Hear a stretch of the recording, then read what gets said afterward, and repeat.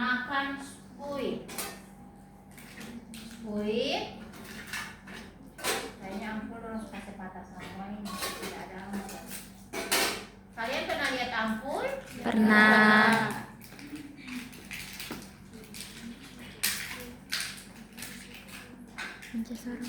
Katakan ampul ambil dengan spuit.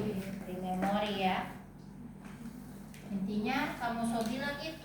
Kalau kamu tidak bilang nilainya hilang 2. Katakan ampul ambil dengan spuit. Kemudian masukkan obat secara perlahan-lahan. Kalau pakai yang seperti ini berarti masukannya lewat sini. Ya. Masukkan. Kemudian sesuai dengan volume cairan yang telah ditentukan, kemudian kocok sedikit. Kocok, cara kocoknya diputar ya.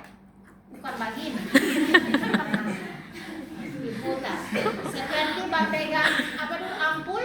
Iya. Kalian tahu kan kalau ampul Iya. ada yang di kepala, di bawahnya diputar begini. Iya. Oke, sama juga. Jadi diputarnya begini. Kan tidak mungkin olo begini. Boleh olo sih, tapi agak tidak estetik. Putarnya begini. Oke? Oke. Jadi kalau ujian ada yang berkocok begini sudah hilang 2. Oke, next. Periksa 6 benar. Benar pasien, benar obat, benar dosis, benar waktu pemberian 3x1, 2x1, 1x1, dan cara pemberian. Pertama IV, oral, suppositoria dan sebagainya, dan terakhir benar dokumentasi. Kalau yang bilang cuma 5 berarti nilainya 1 ya. Dia lupa ini yang benar dokumentasi. Oke? Ya.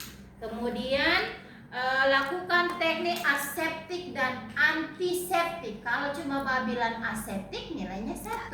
Kalau tambah dengan antiseptik nilainya 2. Kemudian berikan obat kanker secara perlahan sesuai dengan program. Macam tadi ada yang 1 jam, ada yang sampai 3 jam. Kemudian bila sudah selesai dibilas menggunakan NaCl. Pemberian kemoterapi ini sama seperti pemberian transfusi darah.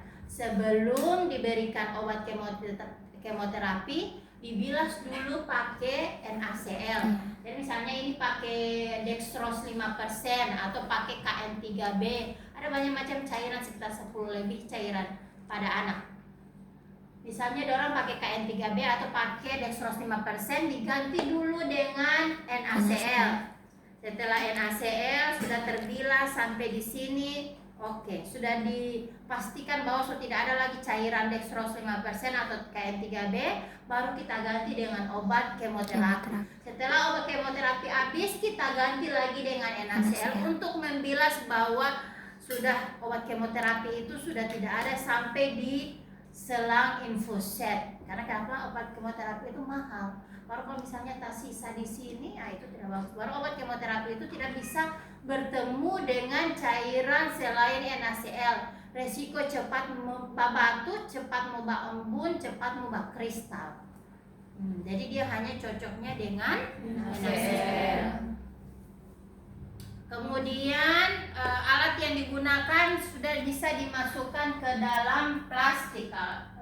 Plastik ya, saya minta disediakan plastik. Kemudian beri tanda, label, etiket. Kemudian gaun yang lainnya dimasukkan ke dalam ember, diberikan deterjen. Karena kenapa obat kemoterapi itu tidak baik untuk kesehatan. Kalau misalnya setelah itu kita harus bilas, itu radiasinya biasanya juga banyak. Kemudian terminasi, jangan lupa ada 5. Kalau tidak melakukan terminasi 10 nilainya habis. Ini dari merapikan klien dengan alat lagi dirapikan. Oke, setelah dirapikan dievaluasi, dikeluarkan sabun cuci tangan, dikeluarkan handphone, kemudian cuci tangan. Baru evaluasi ada bagaimana, apakah ada rasa pusing-pusing. Kalau pusing berarti tensi. Kalau tidak stres cuma biasa-biasa, cuma agak kram-kram. Oh iya, karena kan memang tangannya disuruh jangan gerak-gerak Selama pemberian kemoterapi itu harus tenang, tidak bisa banyak gerak seperti pemberian transfusi darah. Oke, dan terakhir menyampaikan rencana tindak lanjut. Karena kemoterapi itu kan pemberiannya bukan cuma 1 kali, itu berkali-kali, sampai ada anak-anak yang leukemia sama thalassemia itu dia tahu, mama hari ini Senin, Ade harus pergi di rumah sakit. Suster, hari Senin sudah kemoterapi, berarti saya balik Kamis lagi ya, dorong sohafan. Karena itu dilakukan sampai bertahun-tahun, ada yang sampai 3 tahun pulang balik rumah sakit seperti itu. Dan terakhir berpamitan. Terima kasih Ade sudah kerjasama dengan Suster, sampai bertemu lagi. Bye bye. Sampai di sini ada yang mau ditanyakan? Intinya